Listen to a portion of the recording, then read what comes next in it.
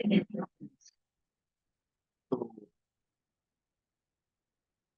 चलते हैं हम बाबा साहब की तरफ थोड़ा सा। क्या आपको दे सकता हूँ, क्या नहीं दे सकता हूँ, नहीं बताए। लेकिन बाबा साहब वो सूर्य हैं जिनको किसी भी ऐसी चीज की जरूरत नहीं है जो उनको चमकाए। वो स्वतः चमकने वाले हैं, जिस प्रकार से सूर्य अपने ही प्रकार से चमकता है, जिस प्रकार से बुद्ध अपने ही तप से चमकते हैं, उसी प्रकार से बाबा साहब अपनी ही प्रज्ञा से चमकते हैं। क्योंकि सोमवार, मंगल और बुध लगातार तीनों दिन बाबा साहब को ही आपने सुना है, और कल तक भी आप बाबा साहब को ही सुनेंगे। बहुत सारे विशेषण बाबा साहब के लिए उपयोग किए जाते हैं। आप जानते हैं कि भारतवर्ष में परम पूजनीय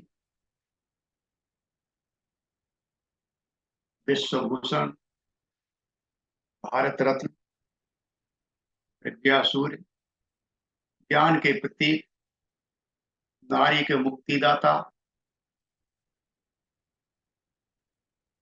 भारत के संविधान निर्माता, क्रांति के अग्रदूत, शोषित वंचितों के मसीहा, भारत के एकमात्र स्कॉलर, बोधिसत्व, बाबा साहब का ये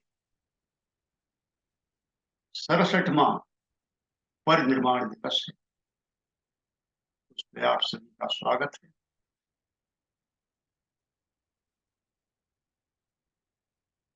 हमारे लिए बहुत ही अपॉर्चुनिटी है ये, हम बाबा साहब को याद कर रहे हैं। तो ये बाबा साहब के लिए ही इतने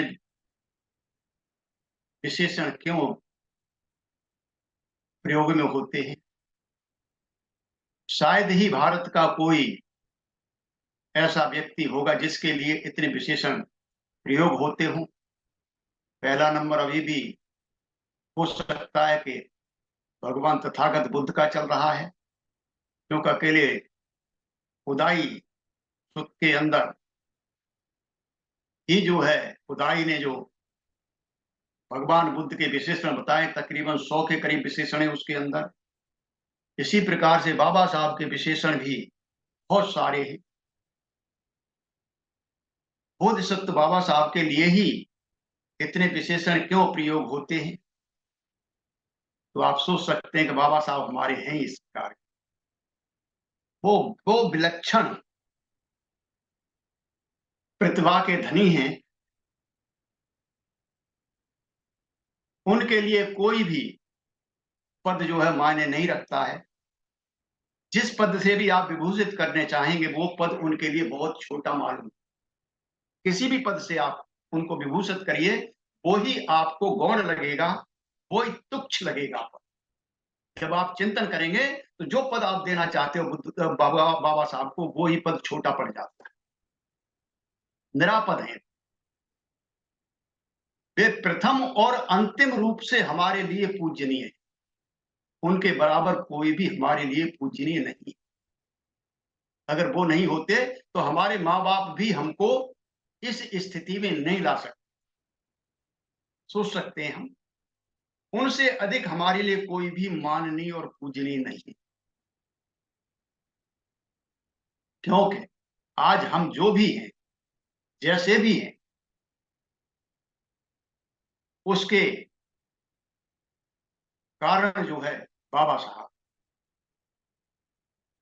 ये उनकी ही मेहनत का परिणाम है, उनका ही पुण्य है कि हम लोगों को, हमारे जैसे मानवों को उन्होंने इंसान बनाया, सम्मान की जिंदगी दी, विकास के रास्ते पर डाल।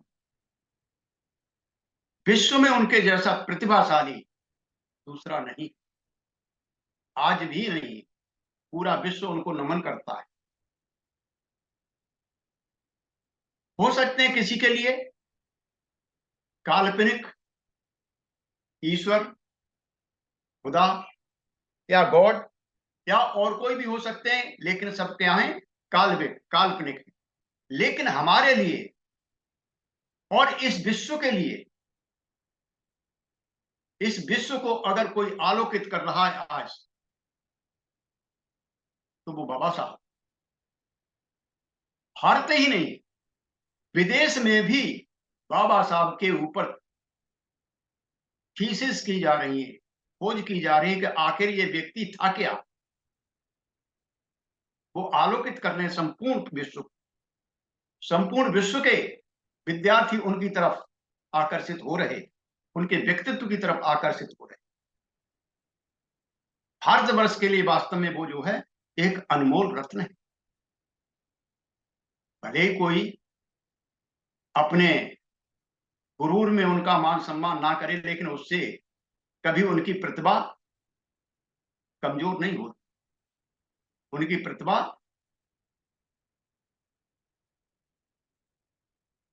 हल्की नहीं पड़ती।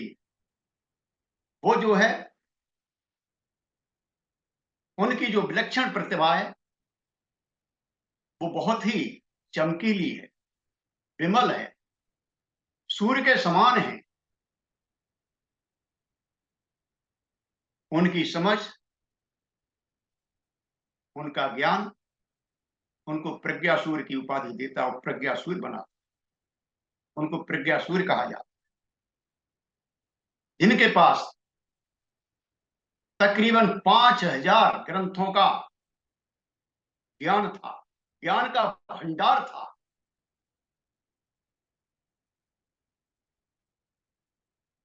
आपको पता है सभी को, कुछ वर्ष पहले विश्व भर के जो विद्वान थे, उन्होंने बाबा साहब को ज्ञान का प्रतीक ऐसी उपाधि दी थी, symbol of knowledge. Columbia University ने उनको जो है the greatest man of the world, विश्व का सबसे महान व्यक्ति, ऐसी उनको उपाधि दी। ऑक्सफोर्ड यूनिवर्सिटी ने उनको द यूनिवर्स मेकर कहा। इस ब्रह्मांड का रचयिता।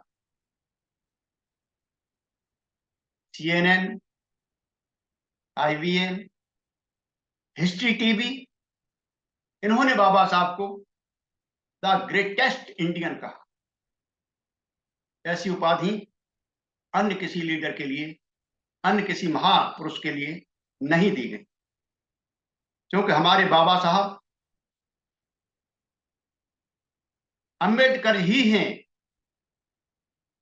जिन्होंने 8 साल की DOS की डिग्री, डॉक्टरेट ऑफ साइंस की डिग्री, जो 8 साल में की जाती है, मात्र 2 साल 6 महीने में पूरी। ये विश्व रिकॉर्ड है, इसको अभी तक कोई तोड़ नहीं सका।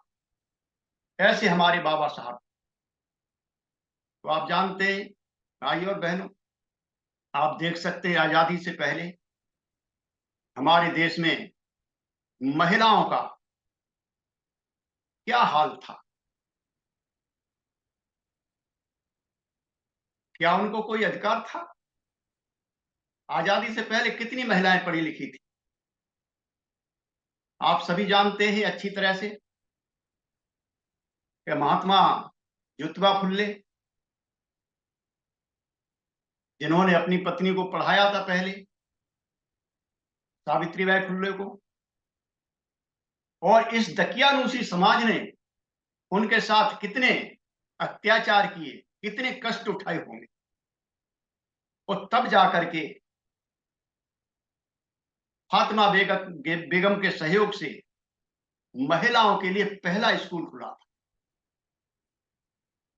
अगर पहला स्कूल तब खुला है तो उससे पहले महिलाओं की क्या स्थिति होगी, आप समझ सकते। लेकिन बाबा साहब यहीं पर नहीं रुके। उन्हें महिला शिक्षित ही नहीं चाहिए थी, शिक्षा तक ही वो सीमित नहीं रखना चाहते थे। इसलिए बाबा साहब ने हिंदू कोड बिल तैयार किया और संसद के पटल पर रखा। महिला को पुरुष के बराबर लाके खड़ा कर दिया, समकक्ष स्थापित कर दिया।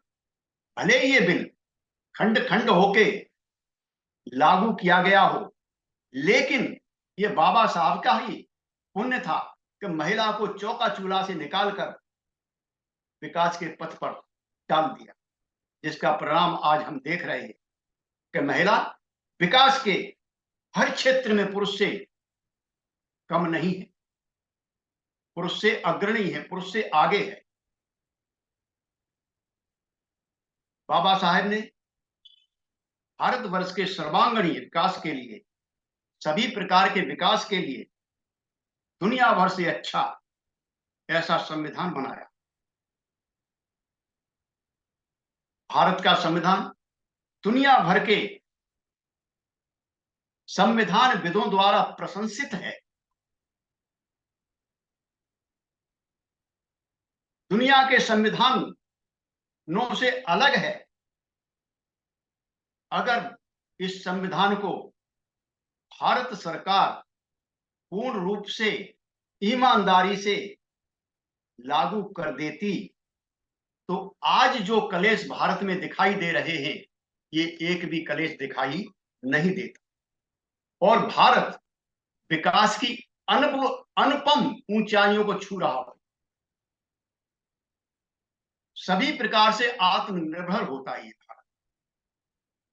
भारतवर्ष को भारत वास्तव में जिस विकास पथ की जरूरत थी, वो पूरी तरह से ओझल हो चुका था। बहुत बड़ी गुलामी भारत ने सही है, बहुत लंबी गुलामी सही है भारत। 8वीं 9वीं सदी तक भारत में बौद्ध धर्म रहा है, विकास की सीढ़ियां चढ़ता रहा है। बड़ी बड़ी यूनिवर्सिटियां थी यहाँ पर, जिनमें विदेशी लोग पढ़ने आते थे। हजारों भिक्षु वहां पर अध्यापन करते थे। और जब यहाँ पर बौद्ध धर्म को तोड़ा गया,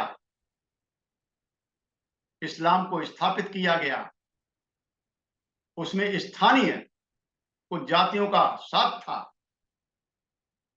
उसके बाद यहाँ की यूनिवर्सिटियों को नष्ट किया गया, पढ़ाई को नष्ट किया गया। उसके बाद अंग्रेज भी आए, उन्होंने संभाला धीरे धीरे, लेकिन उतना वो भी नहीं संभाल पाए क्योंकि वो पूरी तरह से परिचित नहीं थे। अग्रणी जो लोग थे, जो उनको बताते थे, उसी हिसाब से वो चलते थे। तो वो पथ जो ओझल हो गया था, उसको अनागारिक धम्मपाल जी ने 1891 में आकर के हल्की सी ज्योति जलाई उसकी। ज्यादा नहीं कर पाए थे, लेकिन जितना कर पाए थे बहुत कर गए थे। लेकिन हमारे बाबा साहब ने 14 अक्टूबर 1956 को जब धम्म दीक्षा ली, तो वो ज्योति जो जल रही थी थोड़ी थोड़ी, उसको 16 बना दी, धम्म क्रांति में बदल दिया।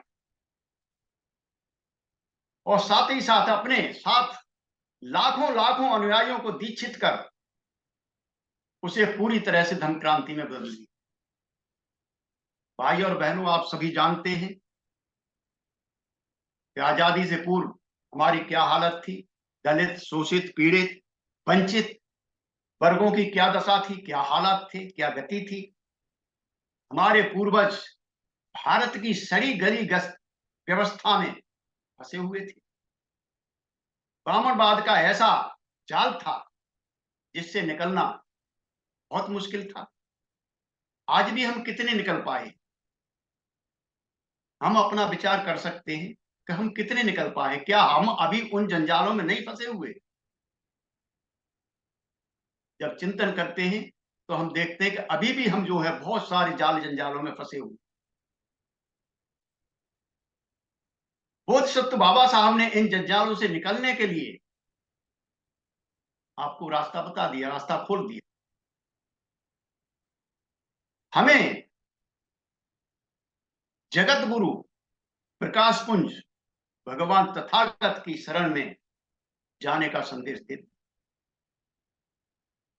यही आपका दुखों का निदान है और दूसरी जगह पर नहीं है, जिससे हमारे अंदर नया विश्वास पैदा हो, जिससे हमारा विकास जो है बहुमुखी विकास हो। हमारा जो बहुमुखी विकास के रास्ते उन्होंने खोल दिए बाबा साहब। अब ये बात अलग है कि हम उसको नहीं पकड़ पाए, फिर भी बहुत कुछ हमारे लिए कर गए। अभी तक भारत वर्ष में इतना पढ़ा लिखा व्यक्ति पैदा नहीं हुआ। भारतवर्ष क्या, मैं तो समझता हूं शायद ही वर्ल्ड में कहीं इतना पढ़ा लिखा व्यक्ति आपको मिलेगा। वे भारत के एकमात्र स्कॉलर थे जो अपने जीवन के अंतिम दिन तक ज्ञान अर्जित करते रहे। वो जो है भारत के एकमात्र स्कॉलर थे जो अंतिम दिन तक, अंतिम समय तक ज्ञान अर्जित करते रहे। ये गुण बाबा साहब को लौकिक से अलौकिक बना। वो लौकिक नहीं थे, वो अलौकिक थे, वो बोधिसत्व थे। वो जो है बोधिसत्व थे। बाबा साहब ने अपना संपूर्ण जीवन मानव कल्याण के लिए समर्पित कर दिया। पूरा जीवन उन्होंने लगा दिया। वे वास्तव में करुणा की मूर्ति थी, बहुत ही करुणावान थे। कल आपको पहले दिन भी आदि धर्मचारी विमल सिद्धि ने सुनाया था, परसों भी सुनाया था धर्मचारी उत्पला जी ने, और कल भी आपने सुना होगा आदि धर्मचारी मंजू बादेश से कि अपने अंतिम उसमें भी वो जो है अपने माली रामू से मिलने गए थे। नहीं चला जा रहा था, दोनों तरफ से उन्होंने सहारा लेकर के वहां तक पहुंचे थे उसका हालचाल पूछने के लिए। इतने करुणावान, तो बहुत ही करुणावान थे। क्या कहते थे, मेरे बाद मेरे सीधे साधे भोले भाले समाज का क्या होगा। मेरे बाद मेरे सीधे साथ, वास्तव में ये समाज बहुत सीधा है, बहुत भोला है। इसे अपना कुछ नहीं दिखाई देता। इसे कोई भी इधर से उधर हाँक लेता है, वो बात मीठी की नहीं की है, उनके बातों में आ जाते हैं और उनके साथ चले जाते हैं। तो ये रो पड़ते थे बाबा साहब कि मेरे समाज का क्या होगा मेरे बाद। आज भी नहीं समझ पा रहे, ये सोच करके बाबा साहब रो पड़ते थे। बाबा साहब ने हमारे उत्थान के लिए सारे साधन मुहैया करवा दिए, सारे साधन प्रदान कर दिए जो हमें चाहिए थे। 14 अक्टूबर 1956 को धर्मांतरण के बाद बाबा साहब पूर्ण रूप से भगवान बुद्ध के लिए समर्पित हो गए, भगवान बुद्ध की शरण में चले गए। बहुत कार्य करने की वजह से हर समय कार्य में व्यस्त रहते थे। वो कुछ न कुछ करते ही रहते थे समाज के लिए, इस देश के लिए। तो वो जो है काफी रोगों से ग्रस्त हो गए थे, बहुत ही ज्यादा ग्रसित हो गए थे, विशेषकर ब्लड प्रेशर, रक्तचाप और मधुमेह के कारण उनका शरीर कमजोर हो गया था। पैर कमजोर हो गए थे, लाठी के सहारे चलते थे, बगैर सहारे के नहीं चल पाते थे। बावजूद इसके बाबा साहब 19 नवंबर 1956 को काठमांडू में होने वाली, नेपाल में होने वाले विश्व बौद्ध सम्मेलन में भाग लेने के लिए एक बौद्ध नेता के रूप में वहां पर गए। उसमें जो है सम्मिलित हुए एक बौद्ध नेता के रूप में, जहां बाबा साहब ने कम्युनिज्म और बौद्ध धर्म पर एक बहुत ही गंभीर प्रभावशाली भाषण दिया। और वहां पर बाबा साहब कहते हैं कि विश्व में साम्यवाद की स्थापना के लिए, विश्व में अगर साम्यवाद की स्थापना के लिए हिंसापूर्ण क्रांति के बिना, क्योंकि साम्यवाद में हिंसा है, छिया झपटी है, वो कहते हैं कि जो है सबका संपत्ति इकट्ठी करके बराबर बांट दो, चाहे बल, इसके लिए बल प्रयोग करना पड़े। लेकिन बाबा साहब कहते हैं कि ये रास्ता ठीक नहीं है। बाबा साहब ने वहां पर इसके लिए सिर्फ बौद्ध धर्म ही एकमात्र उपाय बताया जिसमें हिंसा नहीं हो। भाषण से प्रभावित होकर के जब उनका भाषण सुना तो तत्कालीन नेपाल नरेश महेंद्र ने बाबा साहब को अपने राजभवन में आमंत्रित किया और भोजन और सम्मान के साथ साथ राज परिवार के साथ बैठ करके बाबा साहब से बौद्ध धर्म के ऊपर गंभीर विचार विमर्श किए, उनके विचार सुने और उनके विचारों से नेपाल नरेश जो है बहुत ही प्रभावित हुए, अत्यधिक प्रभावित हुए। और बाबा साहब तो वो शख्सियत थे कि जिसको भी वो चाहते उसको प्रभावित कर लेते थे।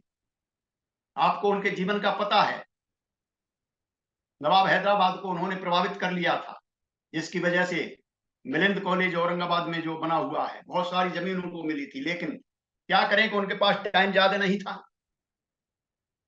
अंत में जब वहां से नेपाल से गया होते हुए बाबा साहब 23 नवंबर को रात 9 बजे वाराणसी आए।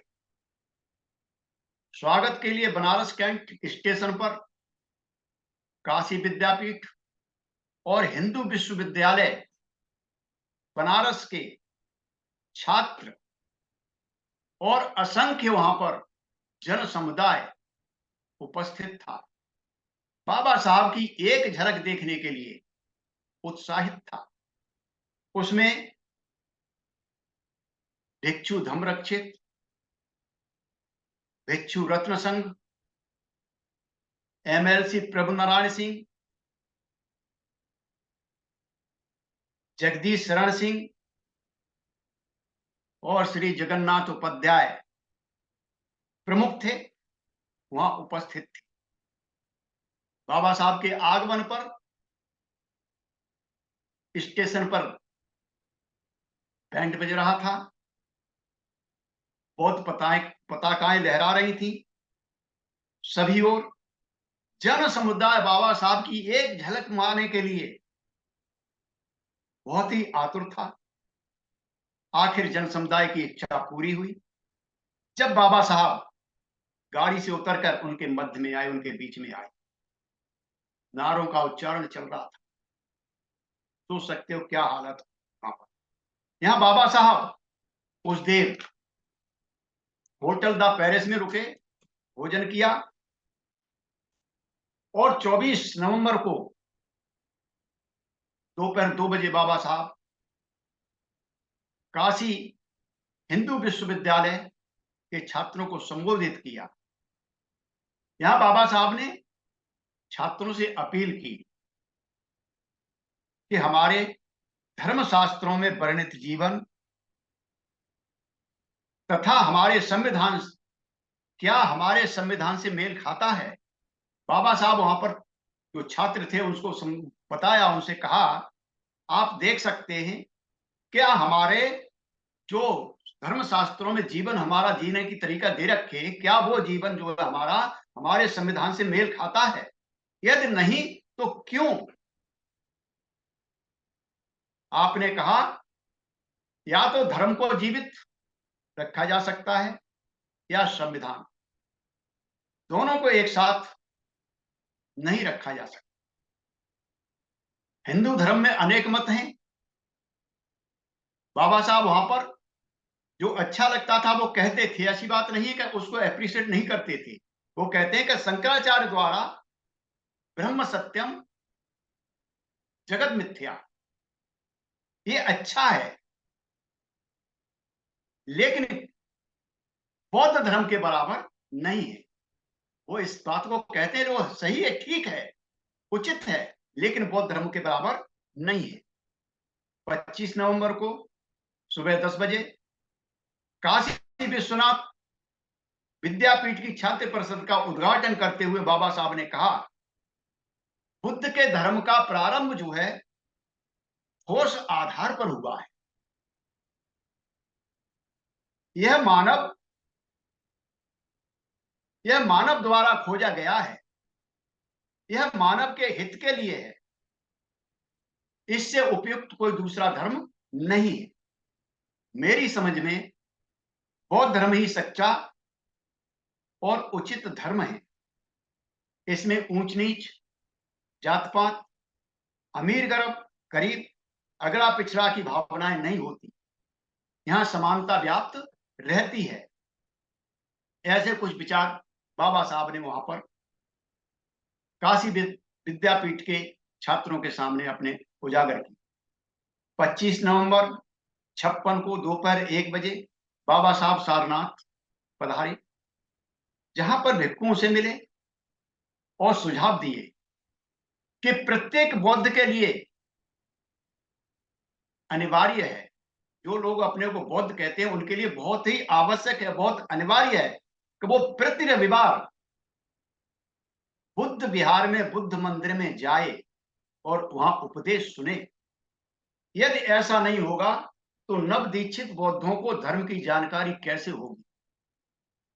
उन्होंने आगे कहा कि बौद्ध विहारों का निर्माण किया जाए और उन बौद्ध विहारों के साथ में बड़े बड़े सभागार बनाए जाएं और वहां पर उपस्थित लंका, बर्मा, तिब्बत, चीन आदि के जो भिक्षु थे उनसे उन्होंने आग्रह किया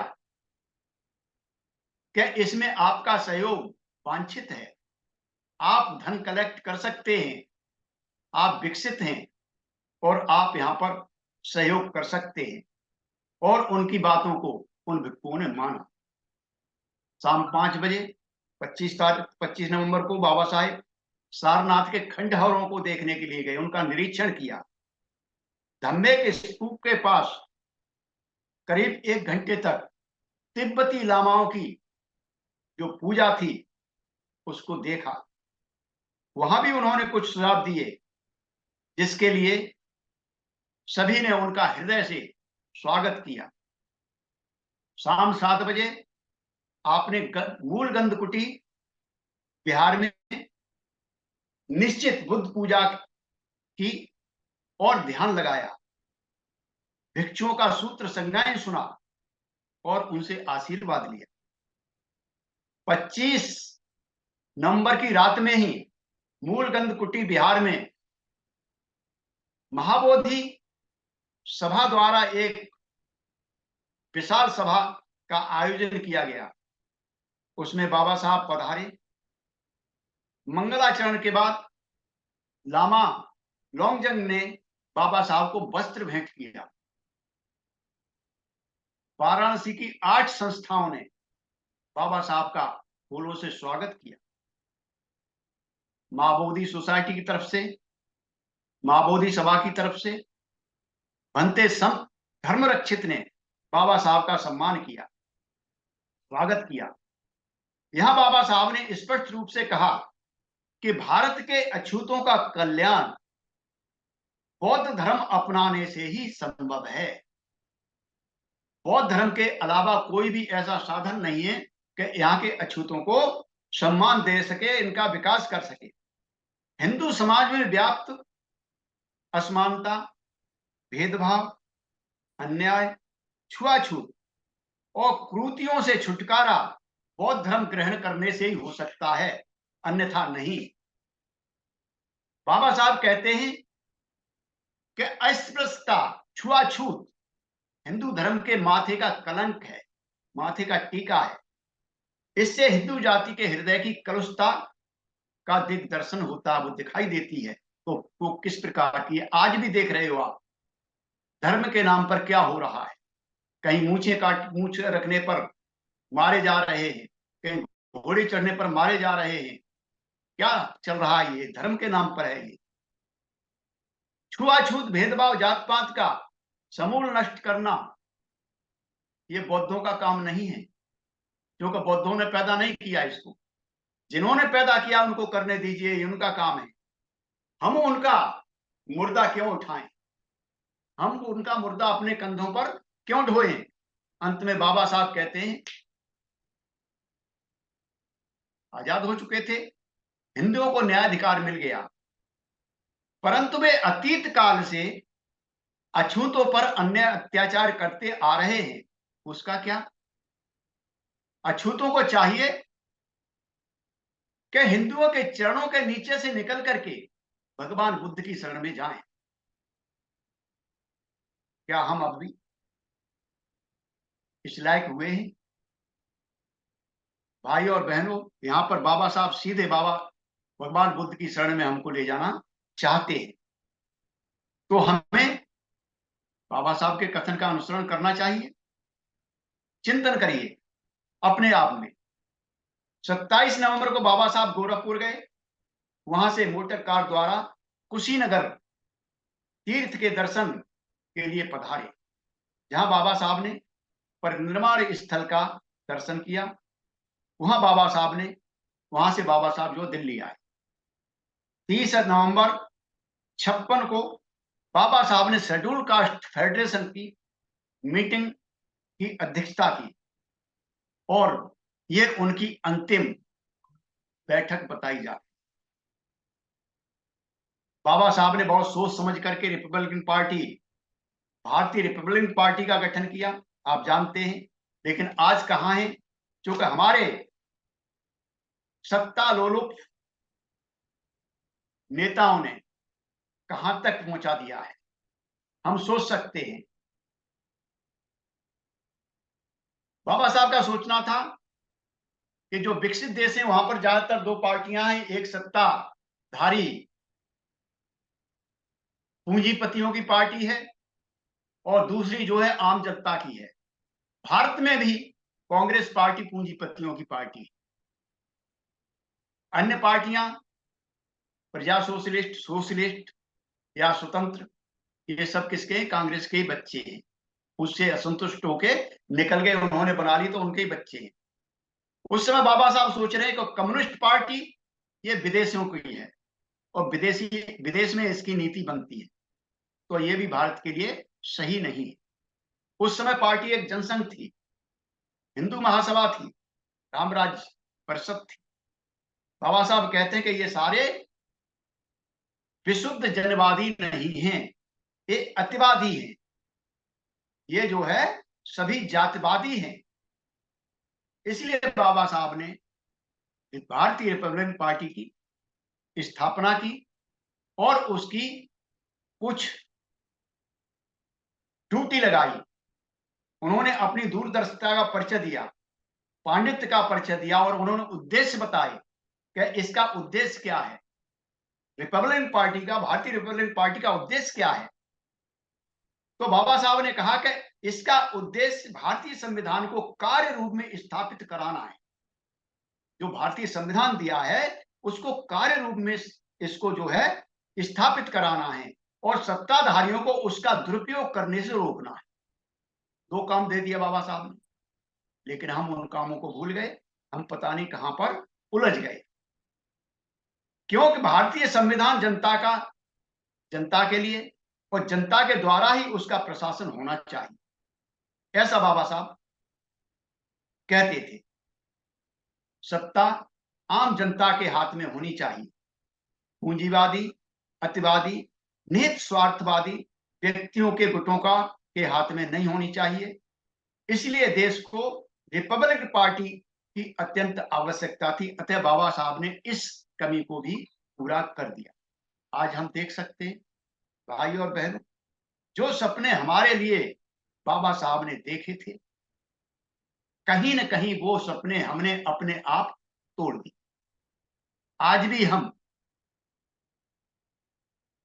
आज भी हम लोकतंत्र को छोड़कर राजतंत्र के, राजनीति के फेर में पड़ गए, राजनीति के दलदल में फंस गए। हम क्या कहते हैं? राजनीति है। बाबा साहब ने आपको कब दी थी राजनीति? उन्होंने तो राजनीति नहीं दी थी, उन्होंने तो लोकशाही दी थी। और लोकशाही और राजनीति में बहुत अंतर है। राजनीति को राजा चलाता है, लोकशाही को लोग चलाते हैं, जन समुदाय चलाता है। लेकिन हमारे विरोधियों द्वारा हमको फंसा दिया गया, या तो हम फंस गए या हमारे विरोधियों द्वारा हमको फंसा दिया गया। और नेत स्वार्थी तत्व जो हमारे हमको लगते हैं, जो हमारे को अपने लगते हैं, वो हमारे बीच में आते हैं, हमारे पास आते हैं, हमारा प्रयोग करते हैं, हमारा शोषण करने के लिए कार्य करते हैं। और उसमें हमें अपने धार्मिक संगठनों को भी देखना चाहिए। राजनीतिक ही नहीं, हमको धार्मिक संगठन भी देखना चाहिए कि हमें कहां ले जा रहे हैं, किधर ले जा रहे हैं। बाबा साहब का मन जो है अब राजनीति से भी ऊब चुका था, शांत हो गया था। वे दिल्ली में थे, अस्वस्थ होते हुए भी राज्यसभा के सदस्य थे।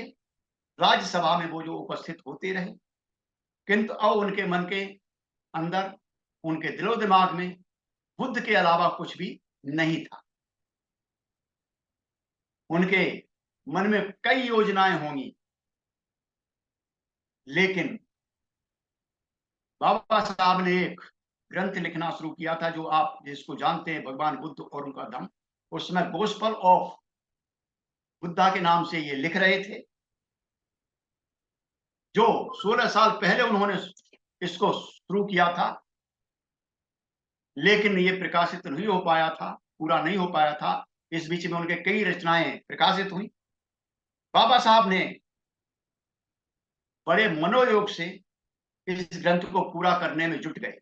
कहा जाता है 5 दिसंबर 1956 को बुधवार की रात इस ग्रंथ की भूमिका पूरी करके, इस ग्रंथ की भूमिका को लिख करके, इस ग्रंथ को पूरा करने के बाद बाबा साहब अपने बिस्तर पर 11 बजे चले गए और सुख की अनंत निद्रा में सो गए। सुख की अनंत निद्रा में सो गए। गुरुवार 6 बजे जब उनका सेवक चाय लेके आता है, आया तो देखा कि बाबा साहब इस दुनिया में नहीं है, इस दुनिया से प्रहाण कर चुके, निर्वाण प्राप्त कर चुके, पता नहीं किस समय महाप्रयाण कर चुके। एक बोधिसत्व, एक महापुरुष जो जीवन भर अन्याय, अत्याचार से संघर्ष करता रहा, कार्यों को पूरा करके, समस्त राग द्वेष से विमुक्त होकर के, बिना किसी को कुछ कहे चुपचाप चल, हमारे भविष्य को सुनिश्चित करके, हमारा मसीहा हमेशा हमेशा से हमसे रुखसत, हमारा मसीहा हमेशा हमेशा से हमसे दूर चला गया। तो भाई और बहनों, आज बाबा साहब के परिनिर्वाण के अवसर पर हम एक संकल्प लें, अपने खुले मन से, सकारात्मक भावना के साथ में मेरे साथ आप बोलेंगे, मैं आज यह संकल्प करता हूं कि बोधिसत्व बाबा साहेब की विचारधारा का प्रचार प्रसार करता रहूंगा। उनके द्वारा दी गई 22 प्रतिज्ञाओं का जीवन रहने तक पालन करूंगा। भाई और बहनों, यही मेरी बाबा साहब के लिए सच्ची श्रद्धांजलि होगी, सच्चा समर्पण होगा। आप सभी ने बड़े मनोयोग से सुन लिया। आप सभी का बहुत बहुत धन्यवाद। जय भीम, नमो बुद्धाय।